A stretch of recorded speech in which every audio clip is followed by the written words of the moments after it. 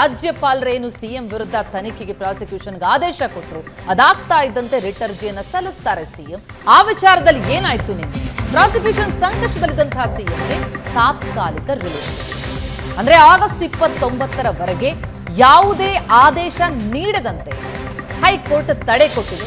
ಮೂಡಾ ಕೇಸ್ನಲ್ಲಿ ಒತ್ತಾಯದ ಕ್ರಮ ಬೇಡ ಅಂತ ಹೈಕೋರ್ಟ್ ಹೇಳಿದೆ. ಅಂದ್ರೆ ಸೆಷನ್ ಕೋರ್ಟ್ನಲ್ಲಿ ನಿಗದಿಯಾಗಿತ್ತು ಆದೇಶ, ಅದಕ್ಕೂ ಕೂಡ ಹೈಕೋರ್ಟ್ ತಡೆ ಕೊಟ್ಟಿದೆ. ಇವತ್ತಿನ ಸೆಷನ್ಸ್ ಕೋರ್ಟ್ ನೀಡಲಿದ್ದಂತಹ ಆದೇಶಕ್ಕೆ ಹೈಕೋರ್ಟ್ ನಿನ್ನೆ ತಡೆ ಕೊಟ್ಟಿದೆ. ಈಗ ದಾಖಲಾಗಿರುವಂತಹ 3 ಕೇಸ್ಗಳೇನಿವೆ, 3 ದೂರುಗಳೇನಿವೆ, ಅದರ ವಿಚಾರಣೆಯನ್ನ ನಡೆಸದಂತೆ ಆದೇಶ. ಜನಪ್ರತಿನಿಧಿಗಳ ಕೋರ್ಟ್ನಲ್ಲಿರುವಂತಹ ಕೇಸನ್ನ ಮುಂದೂಡೋದಕ್ಕೆ ಸೂಚನೆಯನ್ನ ಕೊಟ್ಟಿದೆ. ಸೆಷನ್ ಕೋರ್ಟ್ ವಿಚಾರಣೆಯಿಂದ ಹೀಗಾಗಿ ಸಿದ್ದರಾಮಯ್ಯ ಸದ್ಯಕ್ಕೆ ಪಾರಾಗಿದ್ದಾರೆ.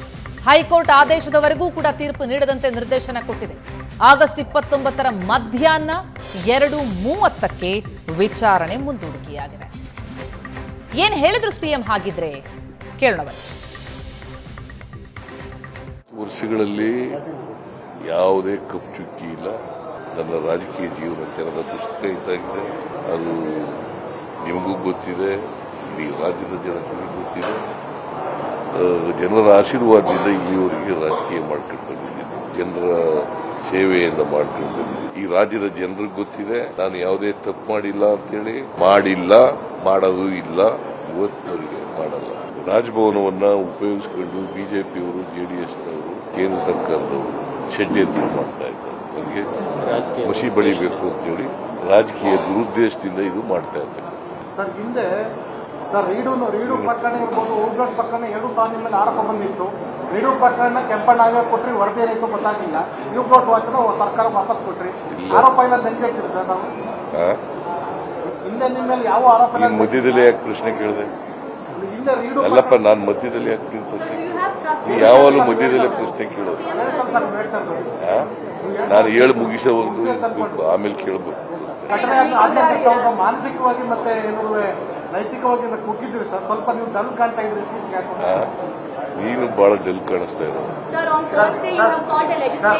ನನ್ನ ಯಾಕೆ ಡೆಲ್ ಕಾಣಿಸ್ತಾ ಇದೆಯಾ? ನಾ ಇನ್ನೂ ಈ ರಾಜಕೀಯದಲ್ಲಿ ಹೋರಾಟ ಇದೆಯಲ್ಲ, ಈ ಹೋರಾಟ ಮಾಡುವಾಗ ಇನ್ನೂ ಹೆಚ್ಚು ನನಗೆ ಜೋಶ್ ಬರ್ತದೆ.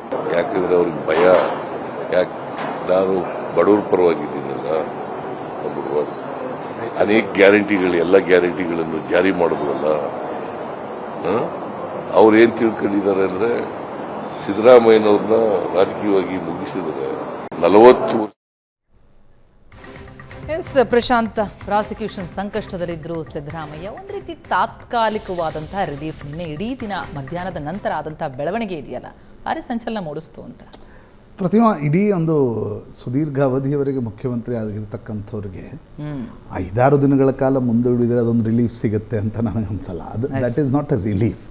ಯಾಕಂದರೆ ಈ ಪ್ರಕರಣದ ಒಟ್ಟಾರೆ ವ್ಯಾಪ್ತಿಯನ್ನು ತೆಗೆದುಕೊಂಡಾಗ ರಾಜ್ಯಪಾಲರು ಕೊಟ್ಟಿರ್ತಕ್ಕಂಥ ಸ್ಯಾಂಕ್ಷನ್ ಫಾರ್ ಇನ್ವೆಸ್ಟಿಗೇಷನ್ ಏನಿದೆ, ಅದಾದಮೇಲೆ ಮುಖ್ಯಮಂತ್ರಿಗಳು ಹೈಕೋರ್ಟ್ಗೆ ಹೋಗ್ತಕ್ಕಂಥದ್ದು ತುಂಬ ಸ್ವಾಭಾವಿಕವಾಗಿರ್ತಕ್ಕಂಥ ಒಂದು ಕಾನೂನು ಪ್ರಕ್ರಿಯೆ.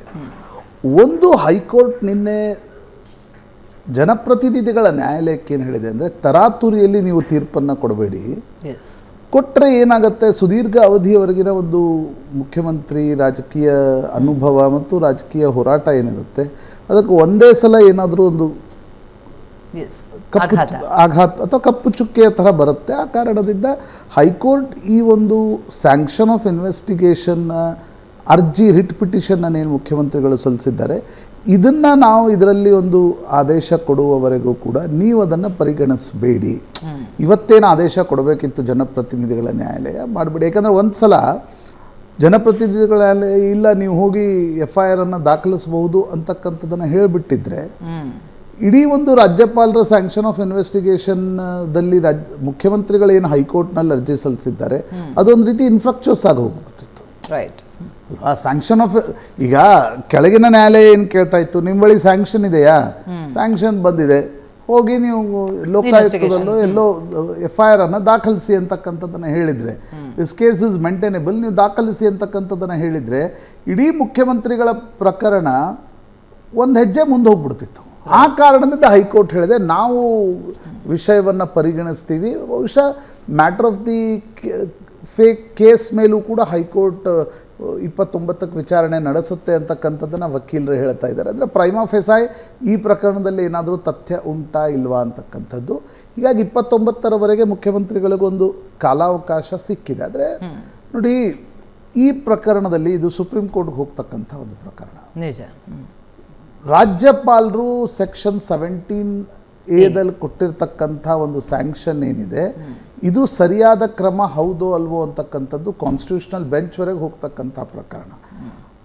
ಕಾನೂನಿನ ವ್ಯಾಖ್ಯೆ ಏನೇ ಇರಲಿ, ರಾಜಕೀಯ ವ್ಯಾಖ್ಯೆಗಳು ಏನಾಗ್ತವೆ ಅನ್ನೋದೇ ಬಹಳ ಮುಖ್ಯ. ಈಗ ಇಡೀ ಮೂಡಾ ಪ್ರಕರಣದಲ್ಲಿ ಮುಖ್ಯಮಂತ್ರಿಗಳ ಪತ್ನಿ ತೆಗೆದುಕೊಂಡಿರ್ತಕ್ಕಂಥ ಏನು 14 ಸೈಟ್ಗಳಿವೆ, ಆ ಪ್ರಕರಣದಲ್ಲಿ ಏನಾಗತ್ತೆ ಅನ್ನೋದರ ಬಗ್ಗೆನ ಕುತೂಹಲಕ್ಕಿಂತ ಆ ಪ್ರಕರಣದಲ್ಲಿ ಒಂದು ವೇಳೆ ನ್ಯಾಯಾಲಯಗಳು, ಈಗ ನೋಡಿ ರಾಜ್ಯಪಾಲರು ಒಂದು ಶಬ್ದವನ್ನು ಉಪಯೋಗಿಸಿದ್ದಾರೆ. ಅವ್ರೇನು ಹೇಳಿದ್ದಾರೆ, ಎರಡೂ ಕಡೆಯ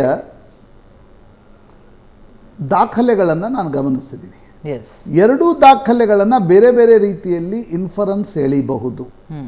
ಹೀಗಾಗಿ ಒಂದು ನ್ಯೂಟ್ರಲ್ ಅಂದರೆ ತಟಸ್ಥವಾಗಿರ್ತಕ್ಕಂಥ, ಇನ್ನೊಂದು ಇಂಡಿಪೆಂಡೆಂಟ್ ಪಾರದರ್ಶಕ ಇನ್ವೆಸ್ಟಿಗೇಷನ್ ನಡೆಸುವ ಅವಶ್ಯಕತೆ ಇದೆ ಅಂತಕ್ಕಂಥದ್ದನ್ನು ಮಾತ್ರ ರಾಜ್ಯಪಾಲರು ಹೇಳಿದ್ದಾರೆ. ರಾಜ್ಯಪಾಲರು ಎಲ್ಲೂ ಕೂಡ ನಾನು ಒಂದು ನಿರ್ಧಾರಕ್ಕೆ ಬಂದುಬಿಟ್ಟಿದ್ದೀನಿ, ಕಾನೂನು ಕ್ರಮ ಆಗಲಿ ಆ ಥರದ್ದು ಹೇಳಿಲ್ಲ, ಕೊಡಿ ಅಂತ ಹೇಳಿಲ್ಲ.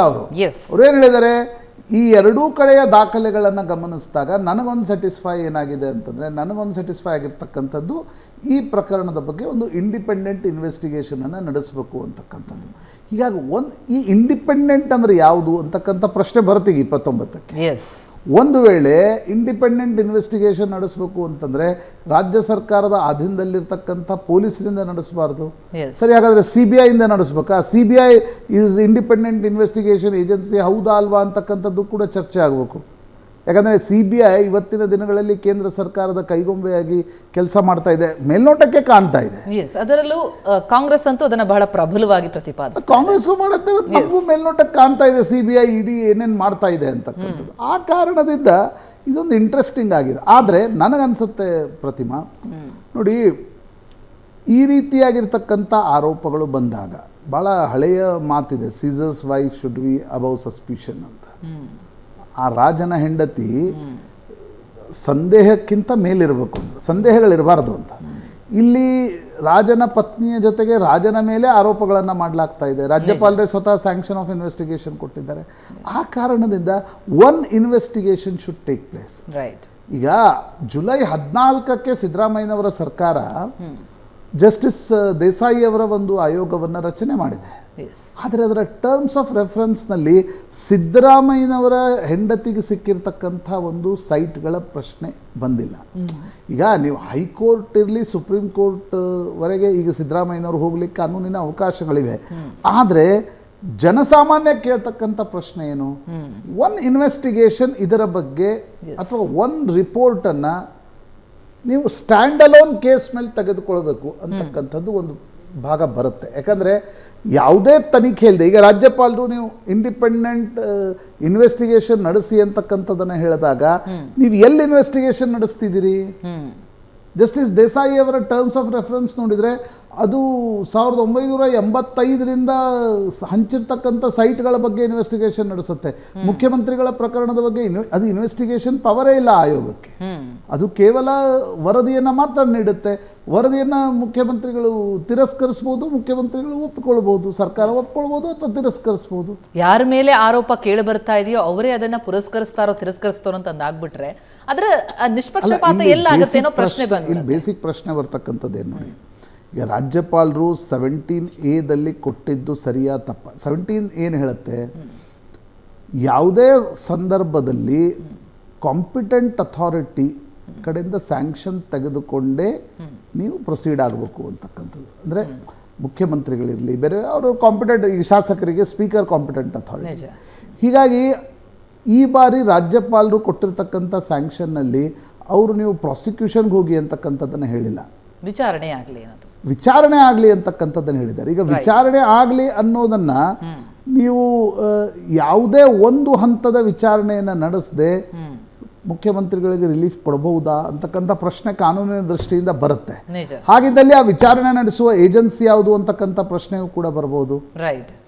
ಅದು ಹೈಕೋರ್ಟ್ ಮಾನಿಟರ್ಡ್ ಇನ್ವೆಸ್ಟಿಗೇಷನ್ ನಡೆಸಬೇಕು ಅಂತಕ್ಕಂಥದ್ದು ಕೂಡ ಅಂತಿಮವಾಗಿ ಬರ್ಬೋದೇನೋ ಗೊತ್ತಿಲ್ಲ, ಅಂದರೆ Yes, yes. ಹೇಗೆ ಬರುತ್ತೆ ಅಂತಕ್ಕಂಥದ್ದು. ಆದರೆ ನನಗನ್ಸುತ್ತೆ ಮುಖ್ಯಮಂತ್ರಿಗಳು ನನ್ನ ಅನಿಸಿಕೆಯ ಪ್ರಕಾರ ಈ ಪ್ರಕರಣ ಬಂದಾಗಲೇ ಟರ್ಮ್ಸ್ ಆಫ್ ರೆಫರೆನ್ಸ್ ನೀವು ಈ ಮೂಡಾ ಹಗರಣ ಅಂತ ಏನು ಕರೆಯಲಾಗುತ್ತೆ ಅದನ್ನು ಪಕ್ಕಕ್ಕಿಟ್ಟು ಅದನ್ನೊಂದು ಬೇರೆ ತನಿಖೆಯನ್ನು ಮಾಡಿಸಿ Yes. ತನ್ನ ವಿರುದ್ಧ ಬಂದಿರತಕ್ಕಂಥ ಪ್ರಕರಣದ ಬಗ್ಗೆ ಒಂದು ಇಂಡಿಪೆಂಡೆಂಟ್ ರಿಪೋರ್ಟನ್ನು. ಬಟ್ ಅದಕ್ಕೆ ಸಿದ್ಧ ಎಲ್ಲಿದ್ರು ಪ್ರಶಾಂತ್? ಆರಂಭದಿಂದಲೂ ಕೂಡ ನಾನು ಭಾಗಿಯಾಗಿಲ್ಲ, ಆ 14 ಸೈಟ್ಗಳಲ್ಲಿ ಅಕ್ರಮ ಅಲ್ಲ ಅಂತಿದ್ರು. ಮೂಡಾದಲ್ಲಾಗಿರ್ಬೋದು ಅಕ್ರಮ, ನನ್ನ ಪಾತ್ರ ಏನಿಲ್ಲ ಅಂತಲೇ ಹೇಳ್ತಾ ಬಂದಂಥವ್ರು ಇನ್ವೆಸ್ಟಿಗೇಷನ್ಗೆ ಎಲ್ಲಿ ತೆರೆದುಕೊಳ್ತಾರೆ? ಇಲ್ಲ ಪ್ರತಿಭಾ, ಏನಿದೆ ಅನೇಕ ಬಾರಿ ನೀವು ಈ ರೀತಿಯಾಗಿರ್ತಕ್ಕಂಥ ಆರೋಪಗಳು ಬಂದಾಗ ನೀವು ಅದನ್ನು ಶ್ರಗ್ ಆಫ್ ಮಾಡ್ತಾ ಹೋದರೆ, ರೈಟ್, ಏನು ಮೊದಲೇನಂತ ಹೇಳಿದರು ಮುಖ್ಯಮಂತ್ರಿಗಳು, ಇಲ್ಲ ನಾನೇನೂ ಮಾಡಿಲ್ಲ, ಸಹಜ.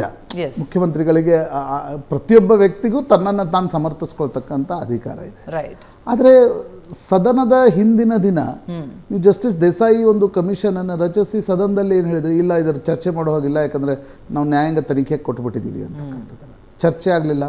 ಮತ್ತು ಈ ರೀತಿಯ ವಿಷಯಗಳು ಪೊಲಿಟಿಕಲ್ ಸ್ಲಗ್ ಫೆಸ್ಟ್ನಿಂದ ಪರಿಹಾರ ಸಿಗಲ್ಲ ಇದಕ್ಕೆ. ಅಂದರೆ ನಾನೊಂದು ಹೇಳ್ತೀನಿ, ನೀವೊಂದು ಹೇಳ್ತೀರಿ, ರಾಜಕೀಯ ಆರೋಪ ಪ್ರತ್ಯಾರೋಪಗಳಿಂದ ಈ ವಿಷಯ ಸಿದ್ಧ ಆಗಲ್ಲ. ಈ ವಿಷಯ ಸಿದ್ಧ ಆಗಬೇಕಾದ್ರೆ ಒಂದು ನಿಷ್ಪಕ್ಷಪಾತವಾಗಿರ್ತಕ್ಕಂಥ ತನಿಖೆ ನಡೆಸಬೇಕಾಗುತ್ತೆ. ನಿಜ.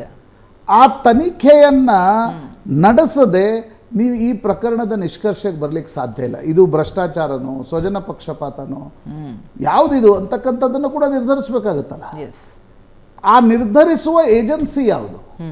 ಈ ಪ್ರಶ್ನೆ ನನಗನ್ಸುತ್ತೆ 29ರ ನಂತರ ದೊಡ್ಡ ಮಟ್ಟದಲ್ಲಿ ಈ ಚರ್ಚೆ ನಿಶ್ಚಿತವಾಗಿ ಆಗತ್ತೆ ಅಂತ ಅನ್ಸುತ್ತೆ. ಎಸ್ ಎಸ್ ಬಹುಶಃ ಇದು ಒಂದು ಭಾಗ ಕಾನೂನು ಸಮರ. ಇದರ ಜೊತೆಗೆ ತನ್ನ ಜೊತೆ ಎಲ್ಲ ಬೆಂಬಲ ಇದೆ ಅಂತ ಸಿದ್ದರಾಮಯ್ಯನವರು ಹೇಳ್ತಲೇ ಬರ್ತಾ ಇದ್ದಾರೆ. ಹಾಗೆ ಭಾರಿ ದೊಡ್ಡ ಮಟ್ಟದಲ್ಲಿ ಪ್ರತಿಭಟನೆಗಳು ಕೂಡ ಆಗ್ತಾ ಇರುವಂಥದ್ದು. ಆ ಪ್ರತಿಭಟನೆಯ ಸಂದರ್ಭದಲ್ಲಿ ಏನಾಯಿತು ನಿನ್ನೆ, ಆ ಬಗ್ಗೆ ಮಾಹಿತಿಯನ್ನು ಕೊಡ್ತಾ ಹೋಗ್ತೀವಿ.